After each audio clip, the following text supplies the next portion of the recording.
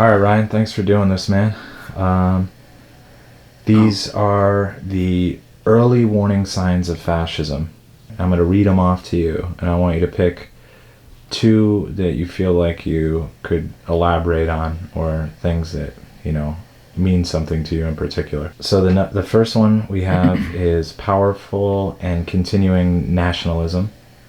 And we have disdain for human rights, identification of enemies/scapegoats as a unifying cause, the supremacy of the military, rampant sexism, controlled mass media, obsession with national security, religion and government are intertwined, corporate power is protected, labor power is suppressed, disdain for intellectuals and the arts, obsession with crime and punishment, rampant cronyism and corruption, and fraudulent elections.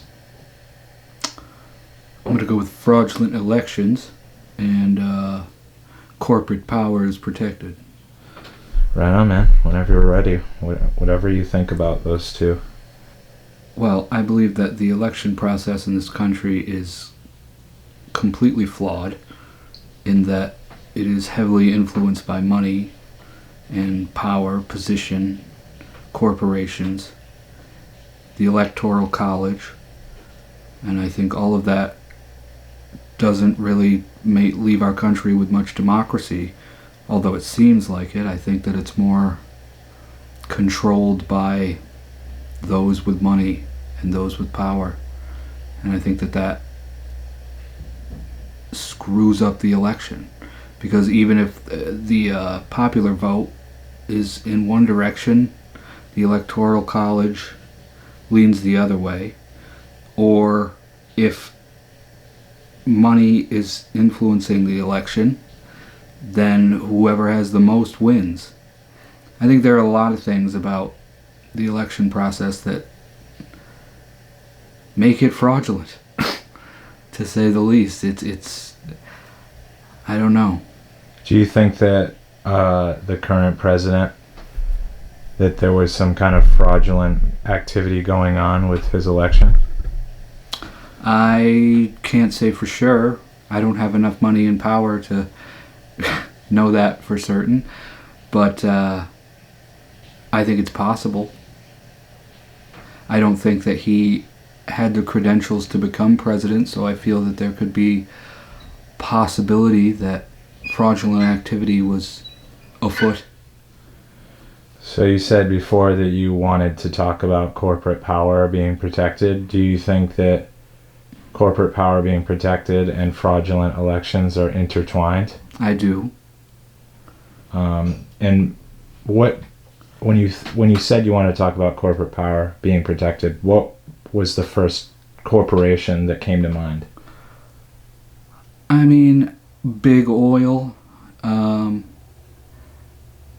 just all of them together. I mean, if a big enough corporation believes that a person being elected, again, this is how I see they're intertwined, if they believe a person being elected is going to work for them and help their bottom line, then I think that they can influence to get someone into power. And I think that whoever they get into power will help protect them and their financial position. So that's how I feel they're intertwined, that I think they go together because, one feeds the other. In terms of corporate power being protected, I think what's best for the country isn't always what's best for the corporate powers, but the corporation tends to get what they need before the American people tend to get what they need, due to money and sustainability as a powerhouse. So the definition of fascism, as written in Merriam-Webster, is a political philosophy, movement, or regime that exalts nation and often race above the individual, and that stands for a centralized autocratic government headed by a dictatorial leader. Severe economic and social regimentation and forcible suppression of opposition. Do you think that in the United States, the current political climate is kind of moving in that direction? I think President Trump may want it that way. I think a dictator is something that he would possibly like to be. I can't say for sure, but I think that the way that he's shifting this country is definitely a possible indicator of that. All right, hey, Andy, thanks for agreeing to do this, buddy. Yeah, no problem. When you get your news from whatever news source you watch, Yeah. do you feel like mass media is controlled? Do you feel like the stuff that you're seeing is put there particularly to make you feel a certain way? Like it's the stuff they show on the news? I feel it has a lot to do with which news you're watching also, because there is certain things, and this is my opinion, because what a news company does is it puts all these different current events into play.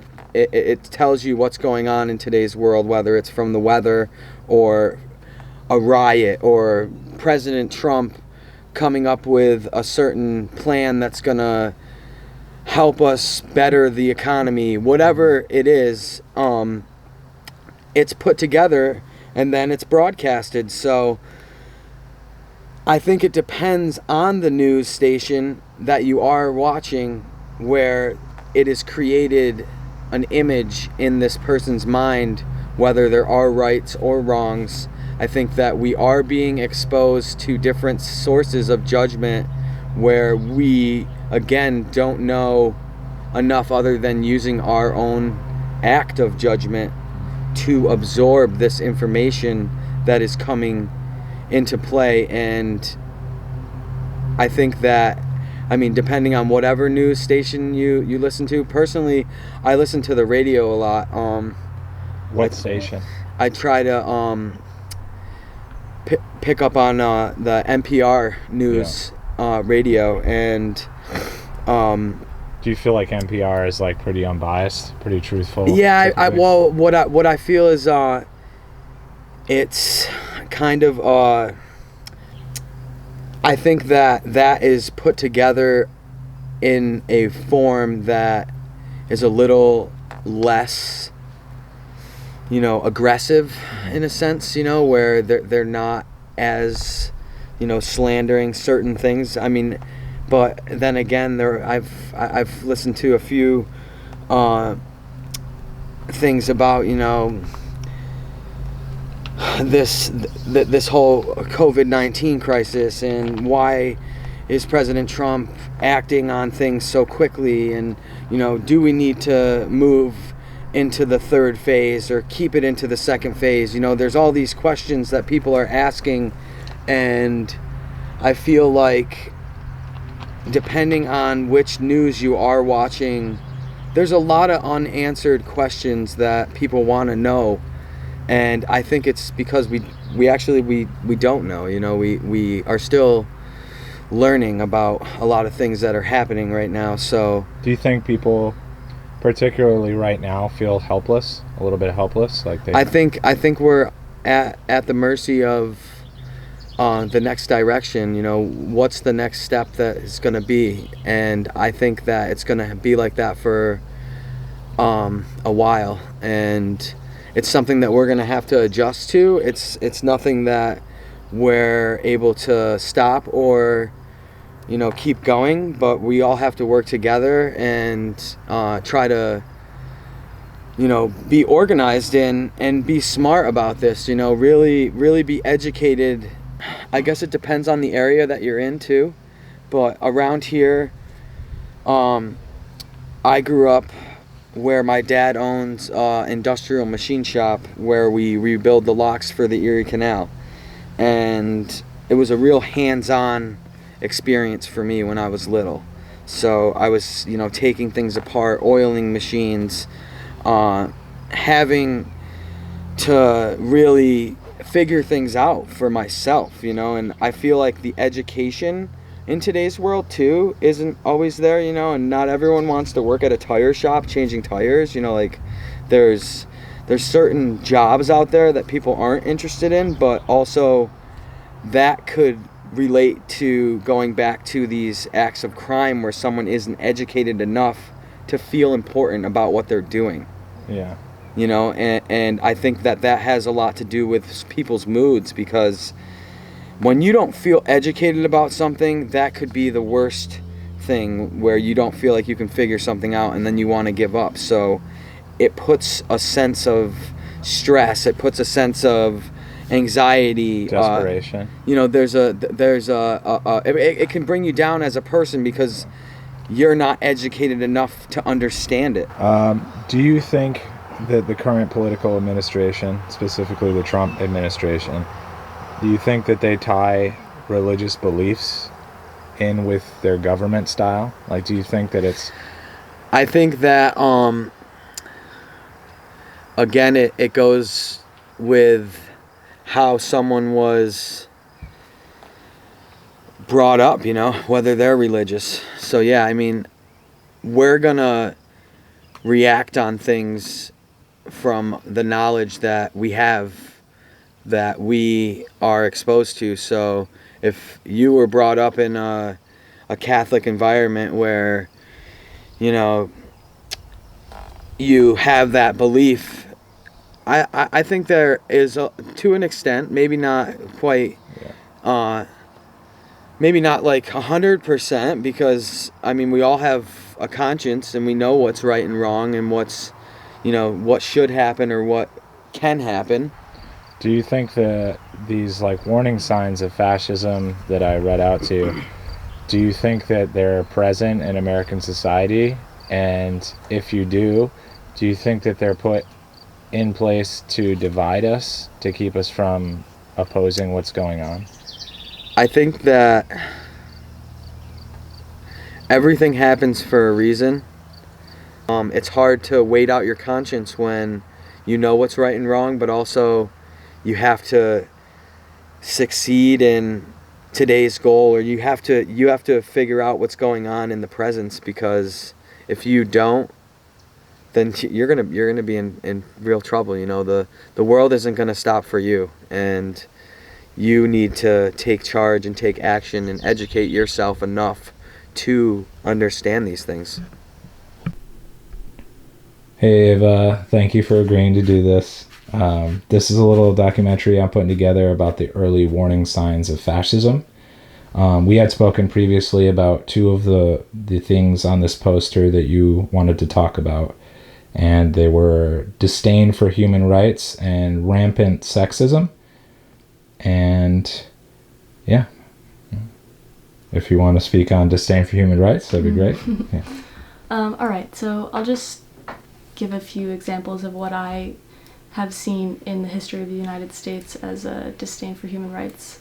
So I think it's important to mention the establishment of this country and the mistreatment of Native Americans from the establishment of this country until now. A lot of Native Americans are misrepresented in our government, and similarly, Black Americans, since the beginning of slavery, through Jim Crow, through redlining, and to the current situation of America, Black and brown people are consistently discriminated against.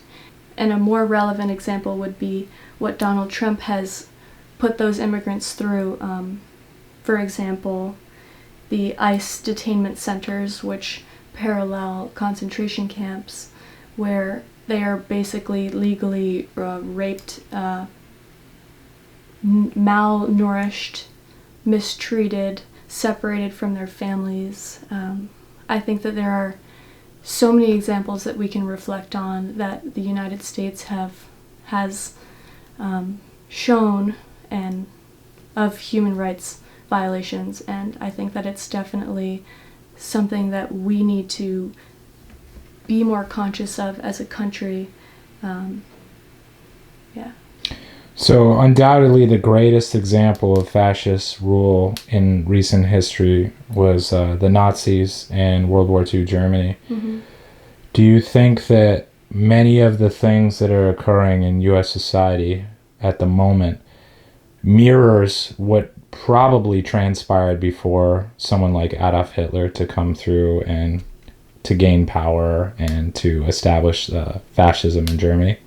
Mm-hmm. As I had mentioned before, the immigrant detention centers are basically a legal opportunity for the government to put these immigrants into what the Nazis had called concentration camps, where they are legally mistreated. It's no doubt that the United States is still very misogynist and patriarchal, and especially under the leadership of Donald Trump, who's been, he's gone on record saying very derogatory things about women, and it's very clear that he views them as second-class citizens, despite, having a daughter and a wife closely surrounding him throughout, his presidency.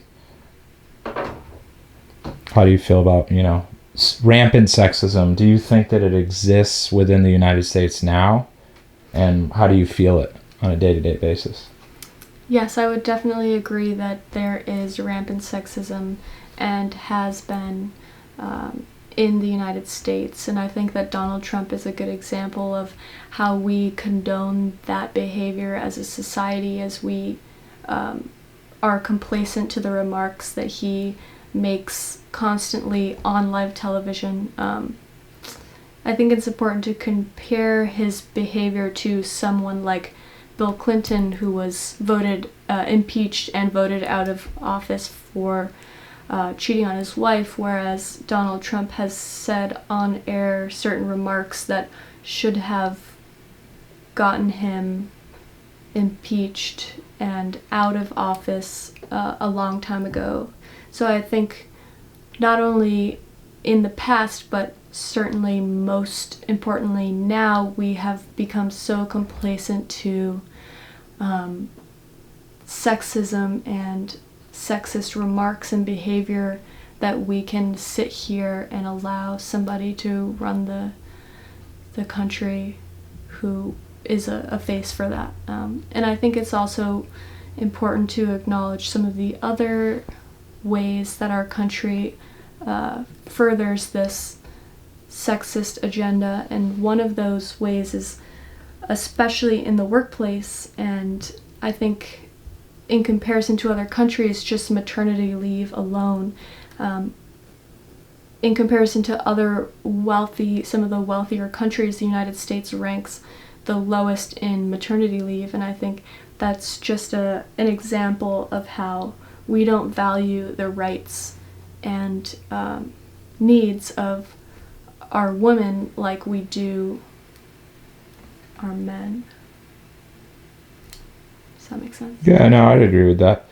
There's a mini documentary on the early warning signs of fascism.